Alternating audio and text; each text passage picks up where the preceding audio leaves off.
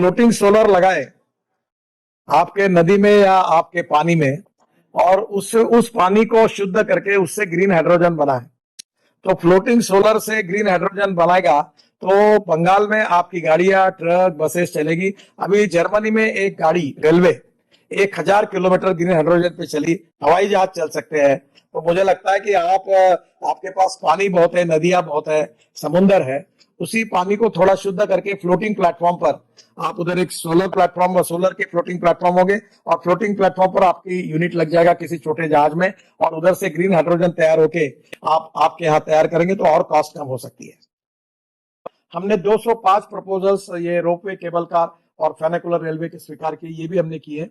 अब बेंगलोर के लिए, मुंबई के लिए, पुणे के लिए हम लोग हवा में चलने वाली डबल डेकर स्काई बस का भी प्लान कर रहे हैं, और निश्चित रूप से कलकत्ता में भी ये उपयोगी हो सकता है। तो मुझे लगता है कि इस प्रकार की public transport system on electricity ये भी होगी।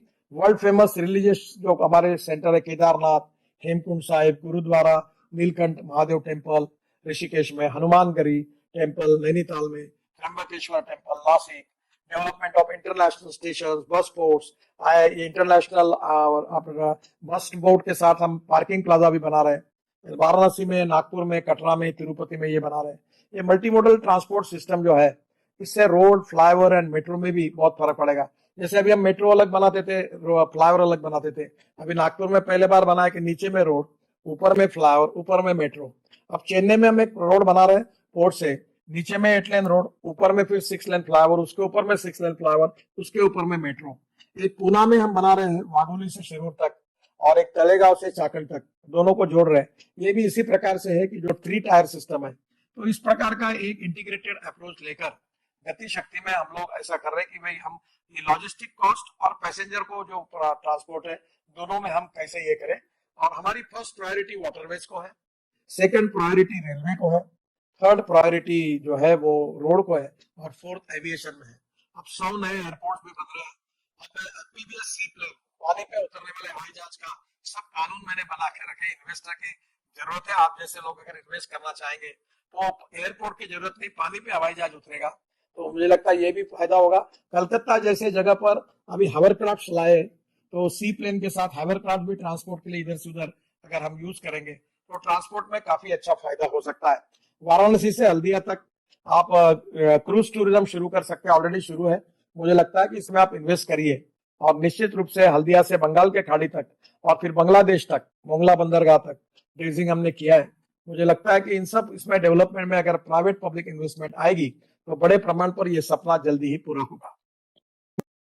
देखिए, हमारे देश में पेट्रोलियम प्रोडक्ट्स का इंपोर्ट 16 लाख करोड़ का है। इसके कारण बहुत बड़ा पोल्यूशन भी होता है, और 16 लाख करोड़ देश की इकोनॉमी से बाहर जाते हैं। तो मेरा आपसे एक सुझाव है कि इसमें सबसे इंपॉर्टेंट चीज ये है कि ये समुंदर है, और मैं ये चाहता हूं कि diversification of agriculture towards energy and power sector. तो हमारे देश में गन्ना बहुत लगता है, तो हम गन्ने के जूस से इथेनॉल बनाते हैं, फिर सी मोलाइसिस से इथेनॉल बनाते हैं, बीवी मोलाइसिस से इथेनॉल बनाते हैं। अभी ब्रोकन राइस और कॉर्न से भी हमने इथेनॉल बनाने की परमिशन दी है। आसाम में अभी हमने जो बाम्बू है उससे बायो इथेनॉल बनाया है।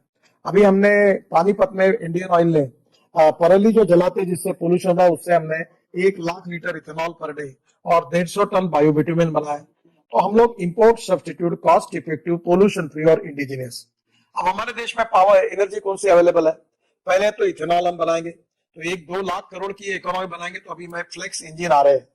मैं 28 तारीख को टोयोटो की जो कैमरी गाड़ी थी, वो आपको पता होगा, जो पेट्रोल और इलेक्ट्रिक पर चलती थी, 60% पेट्रोल और 40% इलेक्ट्रिसिटी। तो अभी हम वो गाड़ी जो है, मैं वो जो लॉन्च करने जा रहा हूँ, वो 100% बायो इथेनॉल पर चलेगी, और उससे 40% बिजली तैयार होगी। उनके इसी प्रकार के मॉडल आ रहे हैं।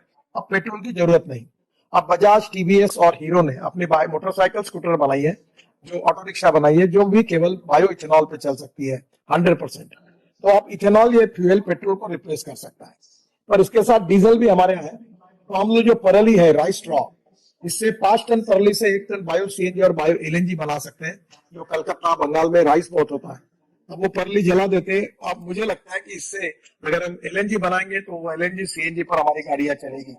LNG is the fuel for the future. अभी मैंने 15 दिन पहले पुणे में एक ट्रक एलएनजी का लॉन्च किया, जो एक इसमें एक बायोबैग फिलिंग में 1400 किलोमीटर चलता है, तो आप समझ लीजिए कि उसकी कॉस्ट 100 रुपए के डीजल के बजाय 40 रुपए का एलएनजी लगेगा, 50 से 60 रुपए की बचत होगी। तो एलएनजी के कारण लॉजिस्टिक कॉस्ट कम होगी। सबसे बड़ी बात है कि हमारे देश में अब बिजली हम तैयार करते हैं।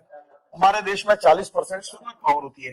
अब electric car, electric scooter, electric motorcycle, उसके साथ साथ इलेक्ट्रिक ट्रक भी आ रही, इलेक्ट्रिक बसेस भी आ गई। अब हमारे देश में 1.5 लाख बसेस हैं, और अभी आने वाले समय में पब्लिक ट्रांसपोर्ट को हम प्रोवाइड कर रहे हैं, 5 लाख बसेस लगेगी। अब मैंने मुंबई में double decker electric bus launch की है। फिर double decker electric luxury bus, जैसे कलकत्ता से गुवाहाटी, या कलकत्ता से वाराणसी, या ऐसे अनेक, या कलकत्ता से भुवनेश्वर, इस प्रकार की बसेस चल सकती है। इससे क्या होगा, पोल्यूशन भी कम होगा और कॉस्ट भी कम होगी। अभी आपको पता होगा कि अभी हमने टेंडर निकाला था 5-5.5 हजार बसेस के लिए।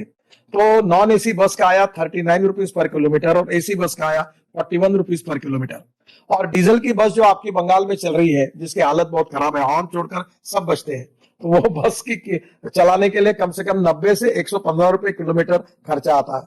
और ये अगर आधा हो गया, 40 रुपए आएगा, 41 रुपए में एसी का आया, तो लोगों को कंफर्ट मिलेगी, टिकट रेट कम हो गया। तो धीरे धीरे हम ethanol, methanol, biodiesel, bio CNG, bio LNG, electric और ग्रीन हाइड्रोजन ये भविष्य का फ्यूल है। और अभी मेरे पास ग्रीन हाइड्रोजन की कार है, उसका नाम है मिराई, जो टोयोटो की है। और ये जो ग्रीन हाइड्रोजन है, ये पानी से निकलता है या ऑर्गेनिक वेस्ट से तैयार होता है। फिर ब्लैक हाइड्रोजन कोयले से होता है। और इतना ही नहीं, तो आपके यहाँ दुर्गापुर में एक प्रोजेक्ट है जहाँ मीथेन निकलता है, और मीथेन से फिर सीएनजी निकलता है।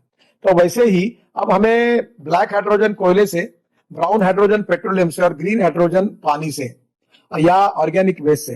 तो जो म्यूनिसिपल वेस्ट में वो सेग्रीगेट करके उसका प्लास्टिक, ग्लास, रबर सबका रिसाइकलिंग होगा। और जो ऑर्गेनिक वेस्ट होगी वो बायोडाइजेस्टर में डालकर उससे मीथेन निकलेगा, मीथेन से CO2 अलग करके हम हाइड्रोजन बनाएंगे। जो गंदा पानी है, मैं अपनी कॉन्स्टिट्यूंसी में नागपुर में जो टॉयलेट का पानी है, वो हम लोग महाराष्ट्र सरकार को बेचते हैं, जिससे हमको 300 करोड़ रुपए साल के पैसे मिलते हैं। अब उसी पानी को शुद्ध करके 1-1.25 करोड़ का इलेक्ट्रोलाइजर मिलता है।